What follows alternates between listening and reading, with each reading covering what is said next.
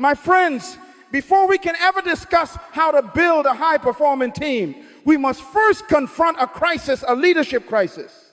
And I want to say this very carefully, because clarity is kindness.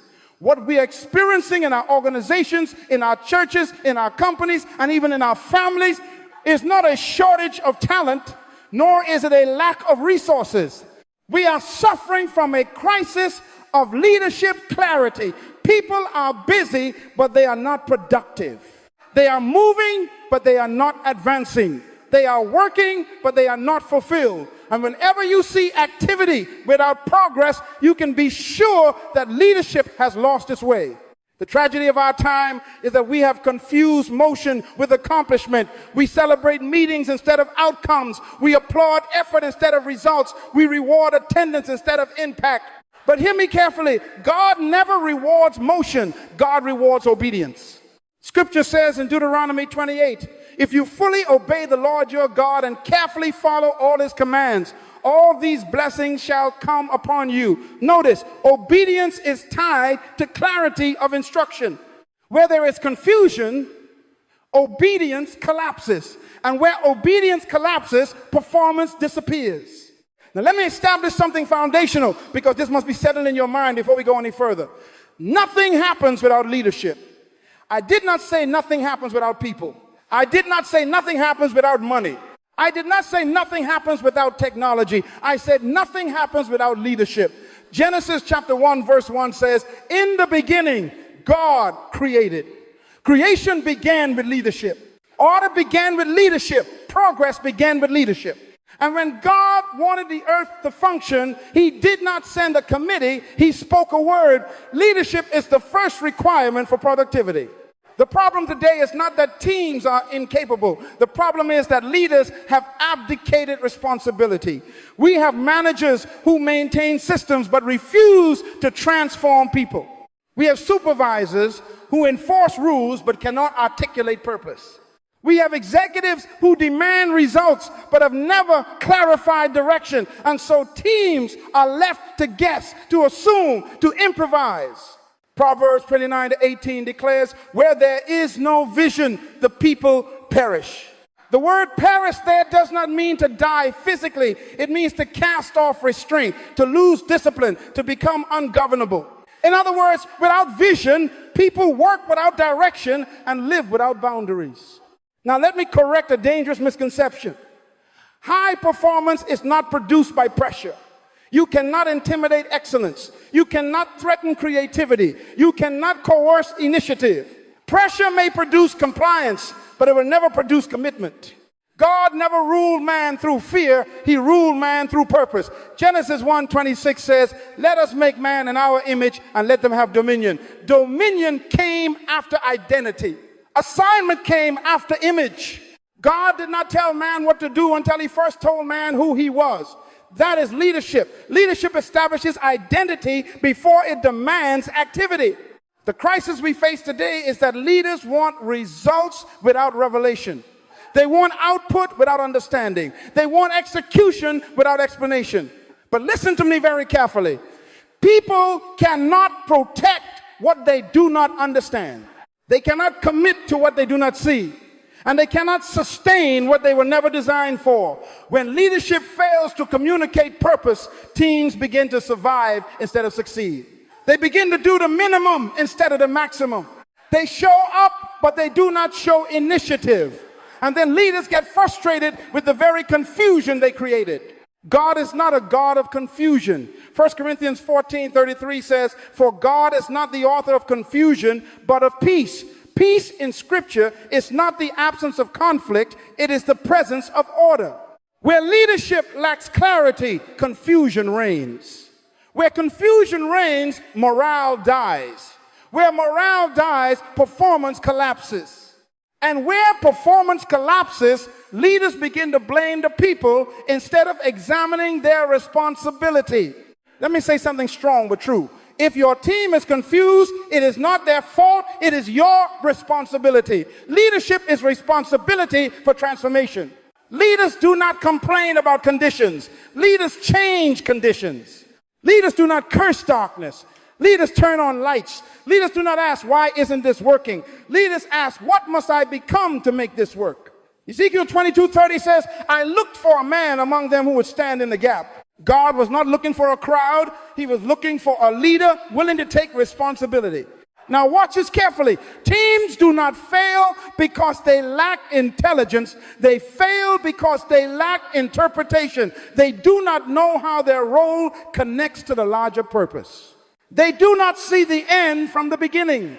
And when people cannot see the destination, they lose motivation for the journey.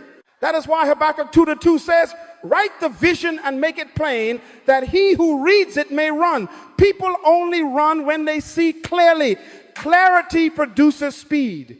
Confusion produces fatigue. This is why before we talk about strategies, systems, structures, or skills, we must talk about leadership responsibility. Leadership is not about being important, it is about being accountable.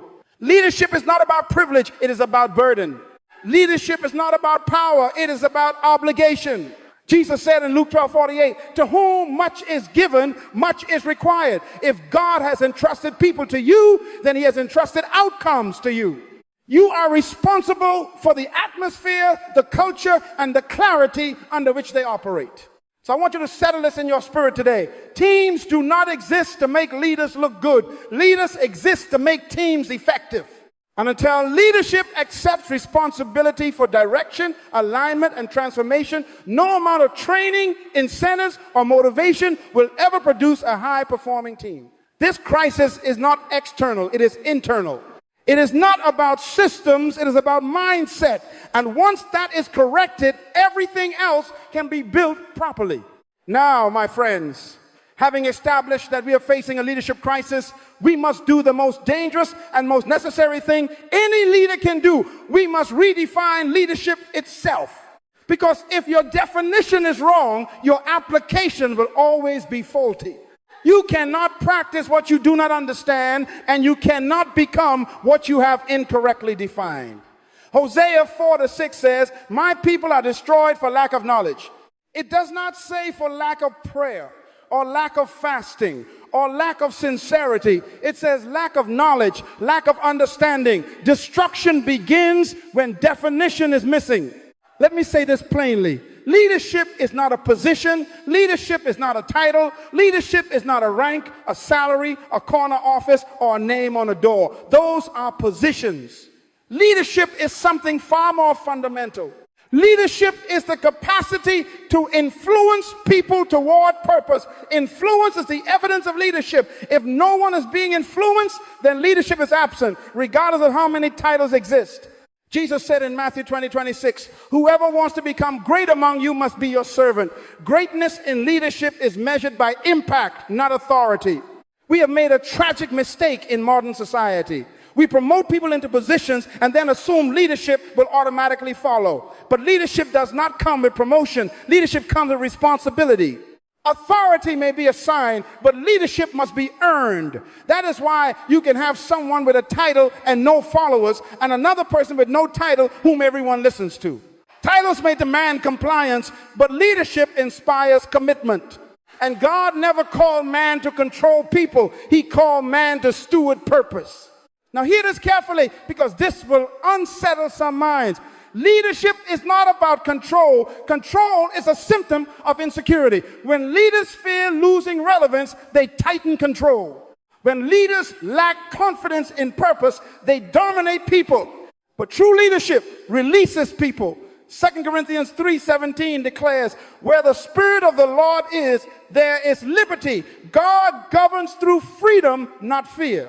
He leads through purpose, not pressure.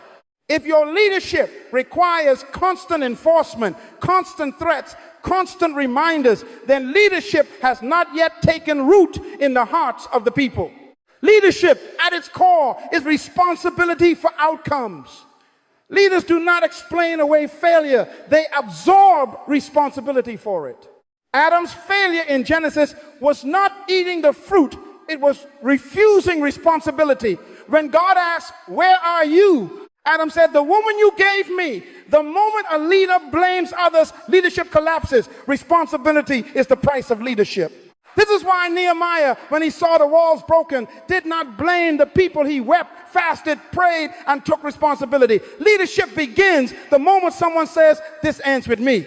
Now let me introduce a critical distinction. Followers wait for instructions. Leaders initiate solutions. Followers ask, what do you want me to do? Leaders ask, what needs to be done? That is why leadership is not democratic by nature. Leadership sees what others miss. Leadership responds before others react. Isaiah 32:8 says, but the noble man devises noble things, and by noble things he shall stand. Leaders devise. They plan. They initiate. They do not sit around waiting for permission to improve what they are responsible for. This is why dominion is central to leadership. Genesis 1:26 did not say, let them manage. It said, let them have dominion. Dominion means responsibility over territory.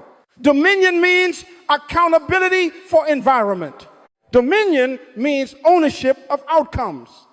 When God gave man dominion, he was saying, whatever happens here, you are responsible. Leadership is not about power, it is about stewardship. And stewardship always demands initiative.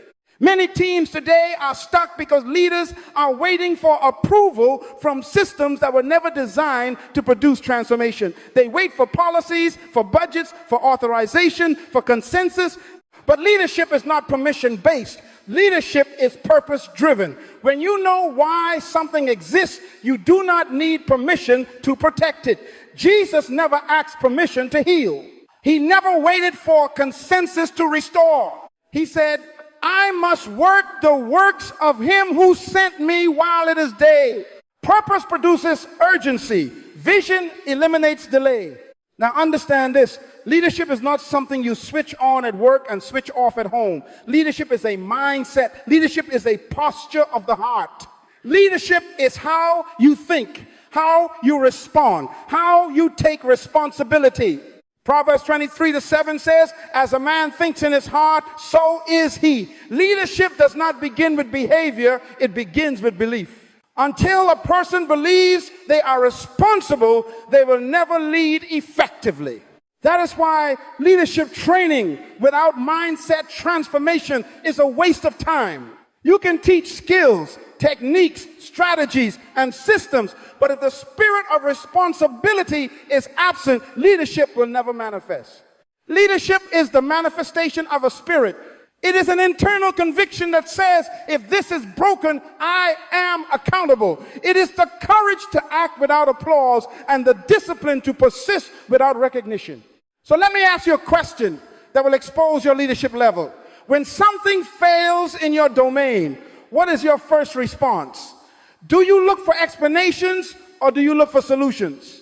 Do you defend yourself or do you take responsibility? Do you wait for instructions or do you initiate correction? The answers to these questions reveal whether leadership has truly taken root in your life. Once leadership is correctly defined, everything else becomes inevitable. Vision becomes necessary. Culture becomes intentional. Execution becomes natural. But without redefining leadership, teams will continue to drift, confuse activity with productivity, and mistake compliance for commitment. That is why this foundation is non-negotiable. You cannot build a high-performing team on a weak definition of leadership. Now, my friends, having redefined leadership, we must move to the first and most critical requirement for building a high-performing team. And that requirement is vision, not motivation, not incentives, not strategy, vision. Because vision is the source from which all discipline flows. Without vision, effort becomes random, commitment becomes conditional, and work becomes wearisome. Vision is the reason people endure discomfort without complaining and persist through difficulty without quitting. Let me define vision clearly, because confusion begins when definitions are vague. Vision is not what you want. Vision is not a dream you invented. Vision is purpose revealed. Vision is the discovery of why something exists. Proverbs 19:21 says, many are the plans in a man's heart, but it is the Lord's purpose that prevails. Purpose precedes vision, and vision reveals purpose. You do not create vision, you receive it. Vision is insight into divine intent. This is why vision must always come before performance. People do not perform because they are pressured. They perform because they are persuaded. And persuasion comes from understanding.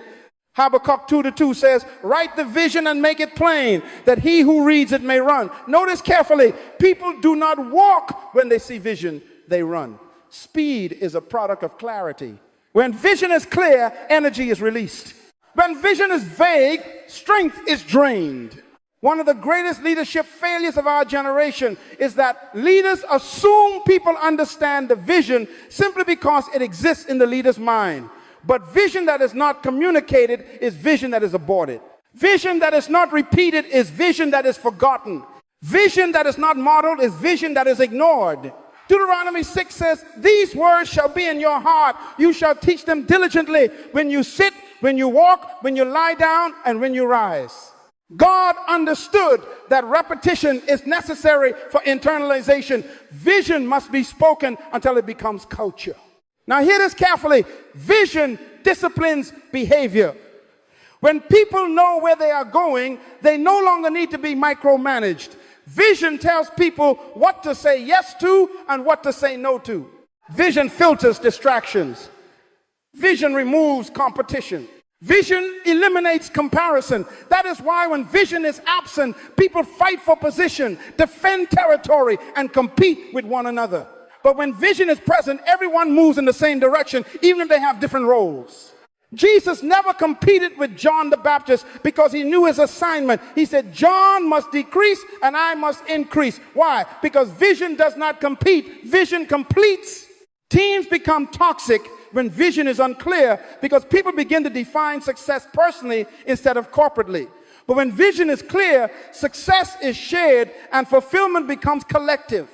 Let me say something very important. A team without vision will eventually lose discipline. Discipline is not self-generated. Discipline is vision-driven. When people understand the destination, sacrifice makes sense. When people see the future, restraint becomes reasonable. Hebrews 12:2 says, Jesus, for the joy that was set before him, endured the cross. Vision gave him the strength to endure suffering. Without vision, people will always choose comfort over commitment.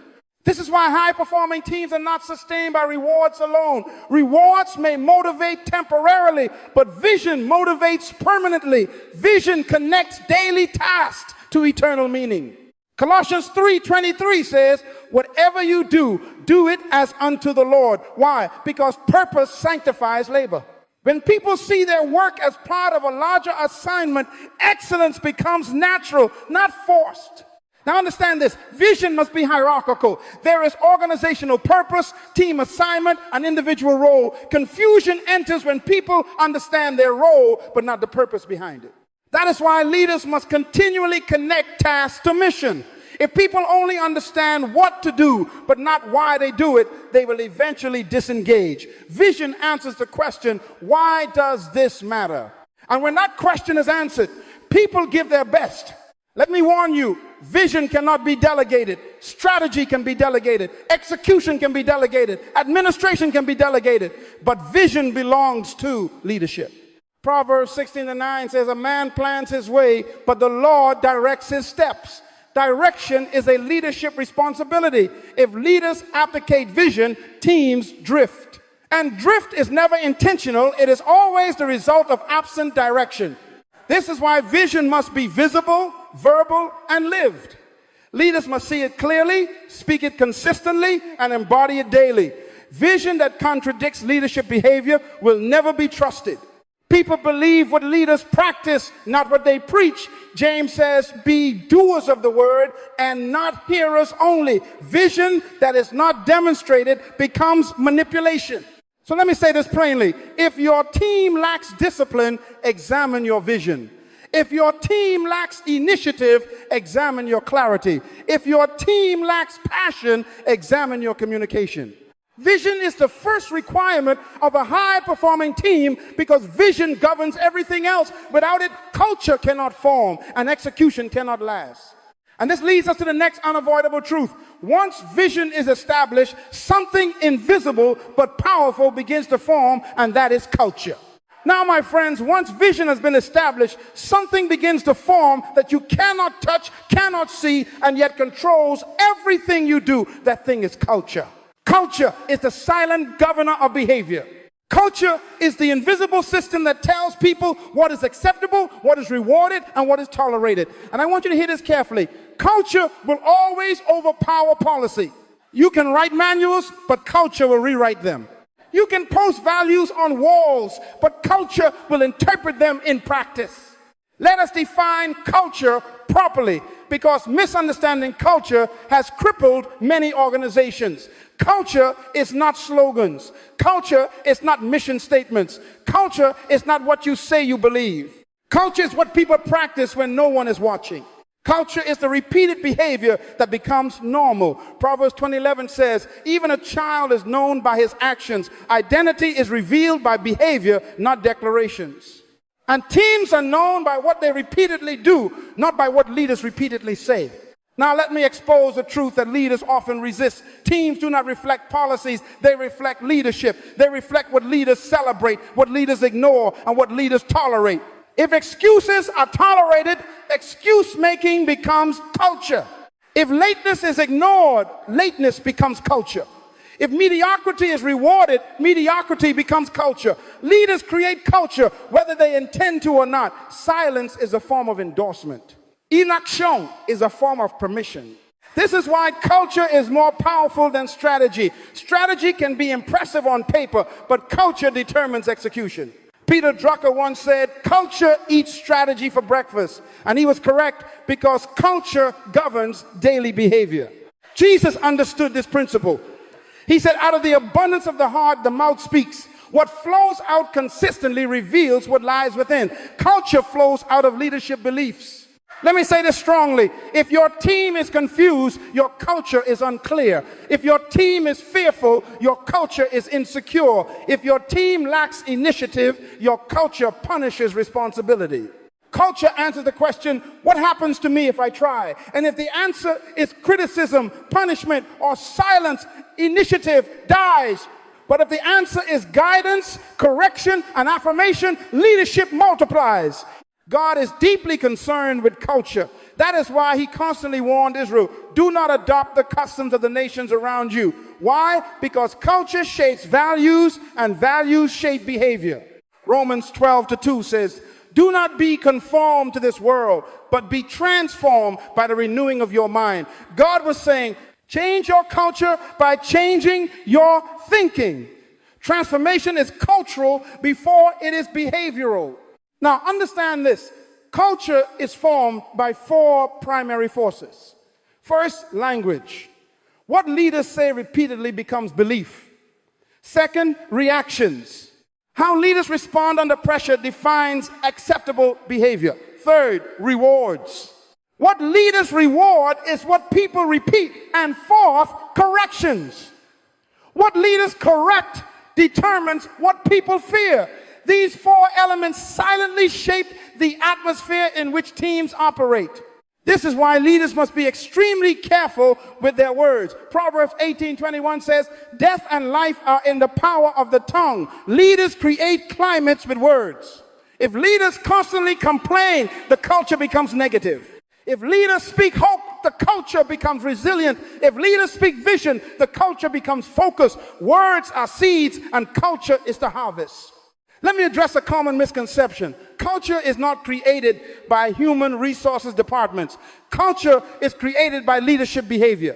You can hire consultants, facilitators, and trainers, but if leadership behavior does not change, culture will revert to its original state. Jesus did not change the world by issuing policies. He changed the world by modeling values. He washed feet, and humility became culture. He forgave enemies, and grace became culture. He finished his assignment, and perseverance became culture. Culture also determines how failure is treated. In unhealthy cultures, failure is punished. In healthy cultures, failure is corrected. Proverbs 24:16 says, for a righteous man falls 7 times and rises again. Righteousness is not the absence of failure. It is the commitment to restoration. High-performing cultures do not eliminate mistakes. They eliminate fear of responsibility. People grow where correction is safe and standards are clear. Now hear this. Culture either releases leadership or suppresses it. If people are afraid to think, afraid to suggest, afraid to act, then leadership has created a culture of control. But leadership is not control. Leadership is empowerment. Ephesians 4 tells us that leaders are given to equip the saints for the work of ministry. Equipping means enabling, not dominating. True leadership multiplies capacity. Let me ask you a revealing question. What happens in your team when something goes wrong? Do people hide, defend, and blame, or do they own, learn, and improve? The answer reveals your culture. Culture is not what you want, it is what you have allowed. And whatever you allow today, you will multiply tomorrow. Therefore, leaders must intentionally shape culture. Culture must be aligned with vision, or vision will remain theoretical. Leaders must model discipline, because discipline spreads. Leaders must demonstrate initiative, because initiative is contagious. Leaders must finish what they start, because unfinished work becomes culture. Ecclesiastes 7-8 says, the end of a matter is better than its beginning. Leaders who finish create cultures that complete. Once culture is established, something powerful happens. Execution becomes natural. People no longer need to be pushed. They move willingly. They do not work because they are watched. They work because they believe. And this brings us to the place where most leaders struggle. Not vision, not culture, but execution. Now, my friends, we come to the place where vision is tested and culture is proven. This is the arena called execution.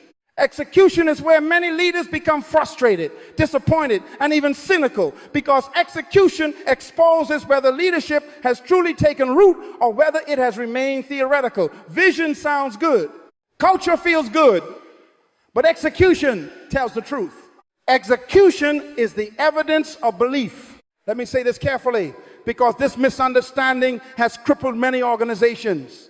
Execution is not force. Execution is not pressure. Execution is not shouting louder, threatening more, or demanding harder. Execution is alignment. Execution happens naturally when people understand what they are doing, why they are doing it, and how it connects to the larger purpose. When alignment is absent, execution becomes mechanical and short-lived.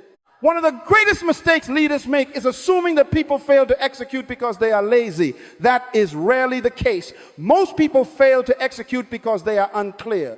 They do not see how their daily tasks matter. They do not understand the outcome they are responsible for. And when meaning is absent, motivation collapses. Proverbs 13:12 says, hope deferred makes the heart sick. When people work without seeing progress toward a meaningful end, discouragement sets in. Execution is the fruit of clarity, not coercion. When Jesus spoke to his disciples, he did not say, try harder. He said, follow me. Direction came before demand. Clarity preceded action. That is why when the disciples understood the mission, they endured persecution, scarcity, and hardship without retreat. They were not driven by pressure. They were anchored by purpose. Let me establish a critical principle. People protect what they understand. When people understand the vision, they protect the standards. When they understand the purpose, they guard the process. When they understand the outcome, they take ownership of results. But when people are kept in the dark, they disengage emotionally while remaining physically present. This is why you can have attendance without commitment, presence without productivity. Execution also reveals leadership maturity. Leaders who lack clarity demand activity. Leaders who have clarity invite ownership. Activity looks busy, ownership looks responsible. Activity fills time, ownership produces results. James 2:17 says, faith by itself, if it does not have works, is dead. Vision without execution is dead vision, but execution without vision is dangerous activity. Now hear this, execution is sustained by a finishing mentality. Leaders finish, followers quit. Leaders complete assignments even when enthusiasm fades. Leaders understand that feelings are temporary, but responsibility is permanent. Jesus' most powerful powerful words were not spoken at the beginning of his ministry, but at the end on the cross. He said, "It is finished." That was not the cry of exhaustion. It was the declaration of fulfillment. He finished the work his Father gave him to do. This is where many teams break down. They start projects but do not complete them. They launch initiatives but abandon them halfway. They celebrate beginnings but neglect endings. But Ecclesiastes 7-8 says, "Better is the end of a thing than its beginning." Completion builds credibility. Finishing builds trust. Execution is not about speed. It is about consistency. Let me say something strong. Unfinished work creates a culture of mediocrity. When leaders allow projects to die quietly, people learn that persistence is optional. But when leaders insist on completion, even when it is uncomfortable, execution becomes culture. Leaders who finish teach people that responsibility does not end when excitement does. Execution also requires courage. Courage to confront gaps. Courage to correct drift. Courage to demand alignment. Courage to say no to distractions. Nehemiah understood this when he rebuilt the wall. When people tried to distract him, he said, "I am doing a great work and I cannot come down." Execution demands focus. Focus is the discipline of saying no to good things in order to finish the right thing. Now let me correct another misunderstanding.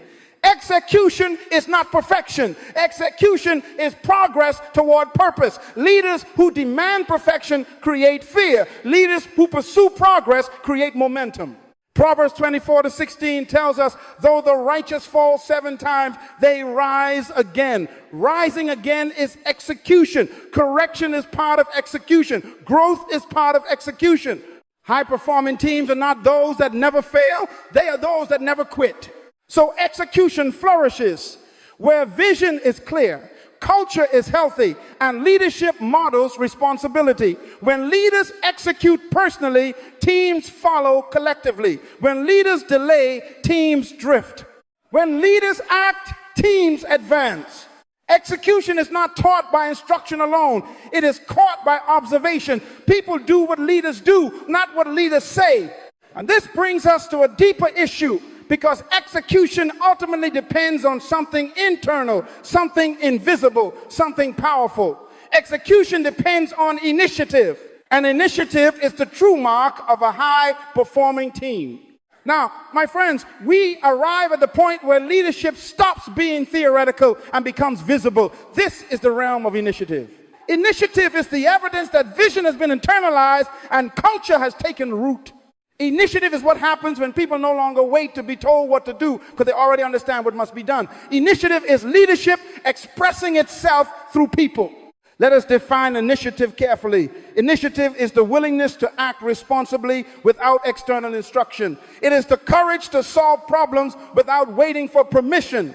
It is the discipline to improve conditions simply because improvement is needed. Initiative is not rebellion, it is maturity. Initiative is not independence from leadership. It is alignment with leadership vision. This is why initiative is rare. Initiative exposes mindset. Followers wait for instructions. Leaders look for responsibility. Followers ask, "What do you want me to do?" Leaders ask, "What needs to be done?" Isaiah 1:19 says, "If you are willing and obedient, you shall eat the good of the land." Notice the order. Willingness precedes obedience. Initiative begins with willingness, not orders. One of the greatest enemies of initiative is fear. Fear of making mistakes, fear of correction, fear of being blamed, fear of responsibility. And whenever fear dominates a culture, initiative dies. 2 Timothy 1:7 says, "For God has not given us the spirit of fear, but of power, love, and a sound mind." A sound mind produces responsible action. Fear produces paralysis. Let me say something plainly. If people are afraid to act, leadership has created an unsafe environment. Leaders who punish effort instead of correcting it train people to do nothing. Leaders who embarrass mistakes teach people to hide.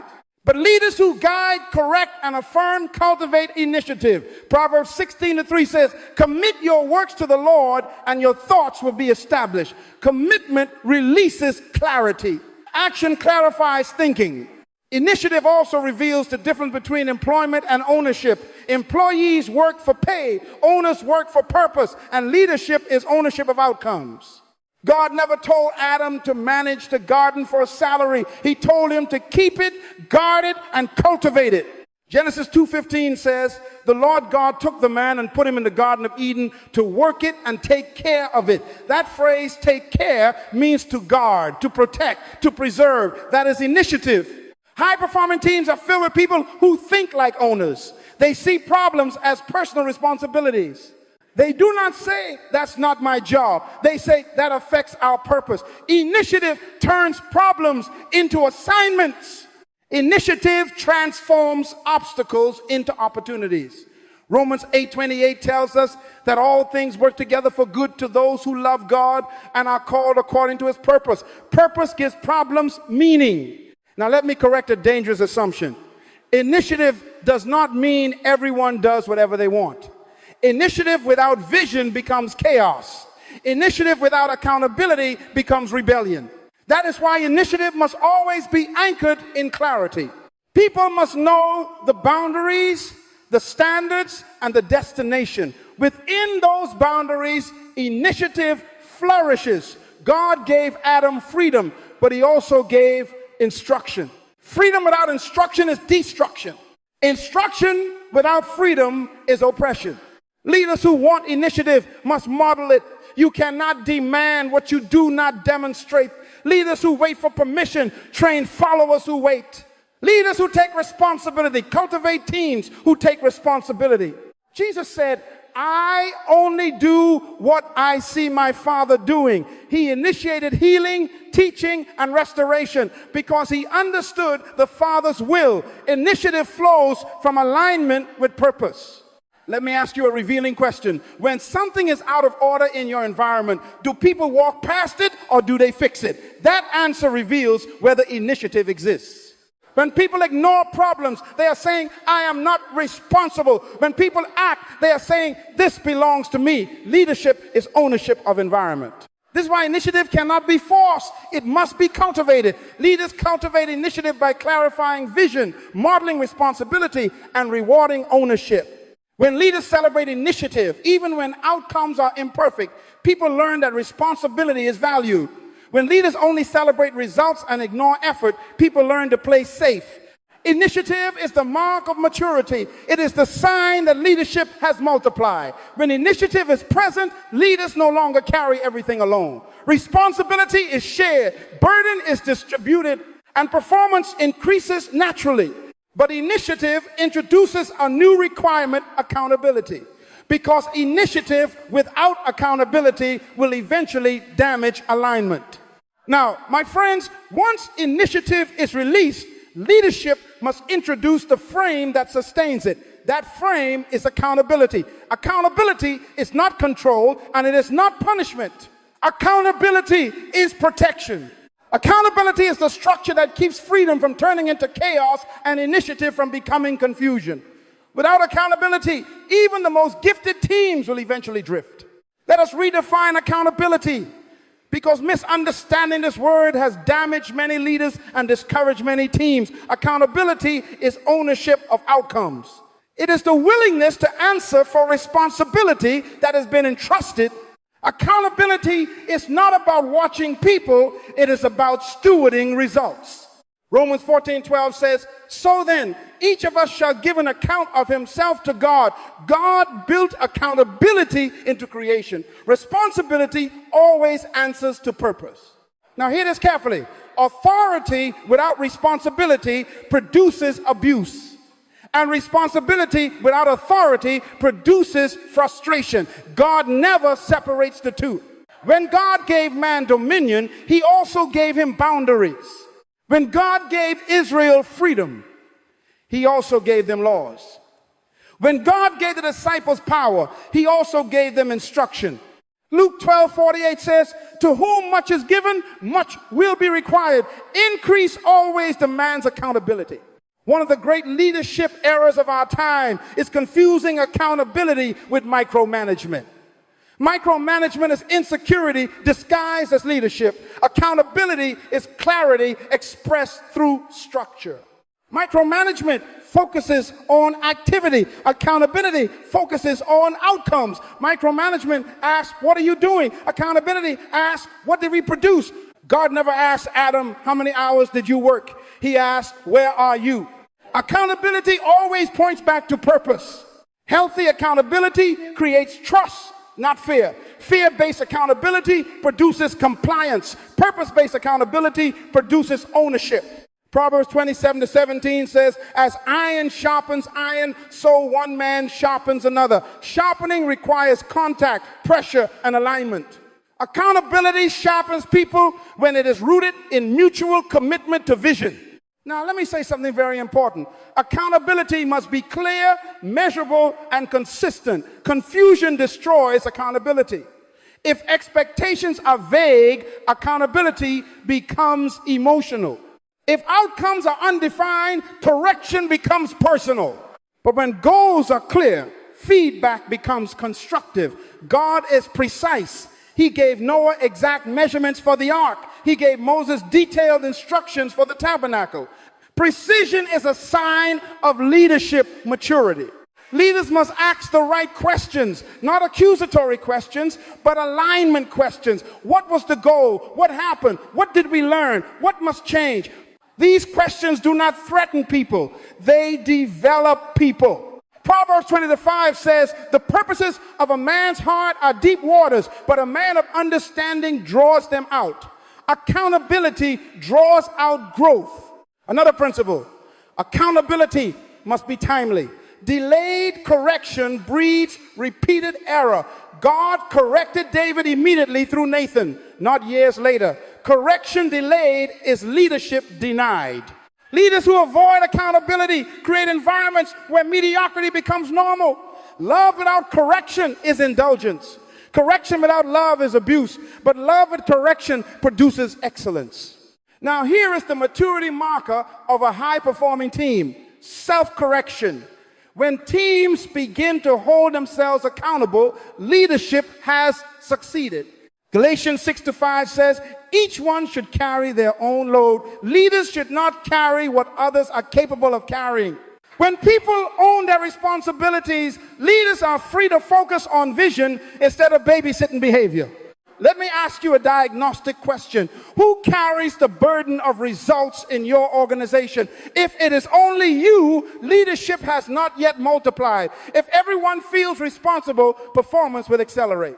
Accountability spreads ownership. Ownership sustains excellence. But accountability alone is not the end of leadership. Accountability prepares people for something greater. It prepares them to lead. And that brings us to the highest expression of leadership, not maintaining followers, but developing leaders. Now, my friends, we have arrived at the highest expression of leadership. This is where leadership proves whether it is secure or selfish, whether it is mature or immature. True leadership is not measured by how many people follow you. It is measured by how many people can function without you. Leadership that creates dependence has failed its assignment. Leadership that develops leaders has fulfilled its purpose. Let me establish this clearly. The goal of leadership is not to maintain followers. The goal of leadership is to produce leaders. Jesus never intended his disciples to remain dependent on him. He said in John 14:12, the works that I do, you shall do also, and greater works than these shall you do. That statement alone reveals the heart of leadership. Jesus was preparing himself to be unnecessary. He was not building a ministry around his presence. He was building capacity within people. One of the great dangers in leadership is insecurity. Insecure leaders hoard responsibility. They control information. They centralize decisions. They fear replacement. But secure leaders release responsibility. They share knowledge. They distribute authority. They prepare successors. Proverbs 20:18 says, plans succeed with counsel. Leadership that refuses counsel is leadership that fears exposure. But leadership that invites growth multiplies strength. Now understand this principle. People cannot rise beyond the level of responsibility they are given. Development requires delegation. Delegation is not dumping work. Delegation is transferring authority with responsibility. When God created man, he did not say, come back and ask me before you name the animals. He gave Adam authority to name them. Naming was ownership. Responsibility is a form of trust. And trust is the soil in which leadership grows.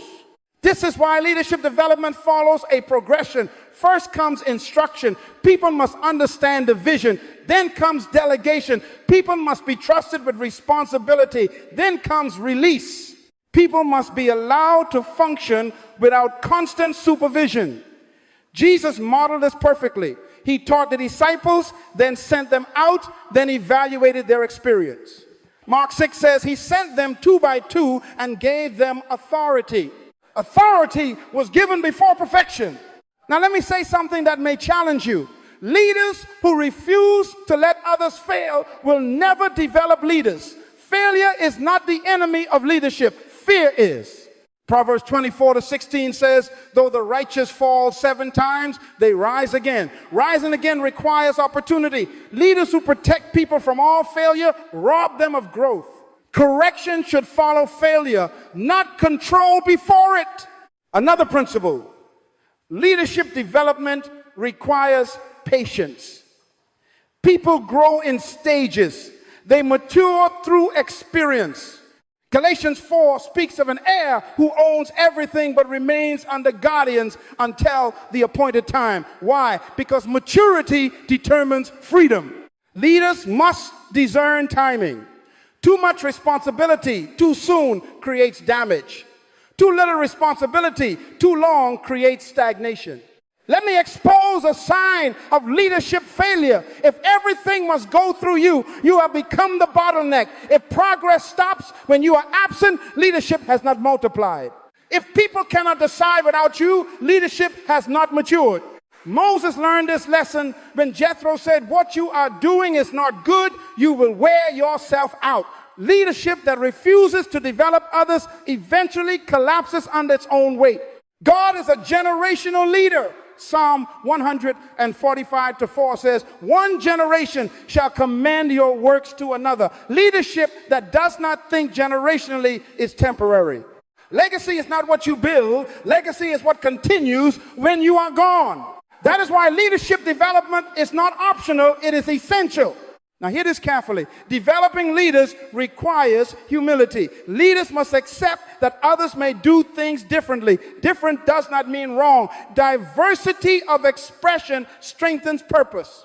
The body of Christ has many members, but one spirit. Unity is not uniformity. Leaders who demand sameness suppress creativity. Leaders who honor purpose release diversity. So the true question of leadership is not how many people need me. The true question is how many people am I preparing to lead? Because when leaders multiply, performance becomes sustainable, culture becomes resilient, and vision outlives the founder. But even leadership development has a deeper root. Leaders cannot reproduce what they do not possess internally, which brings us to the hidden factor that governs everything we have discussed, the inner life of the leader. Now, my friends, we arrive at the most critical dimension of leadership, the one most ignored, most misunderstood, and most neglected. This is the inner life of the leader. You can master skills.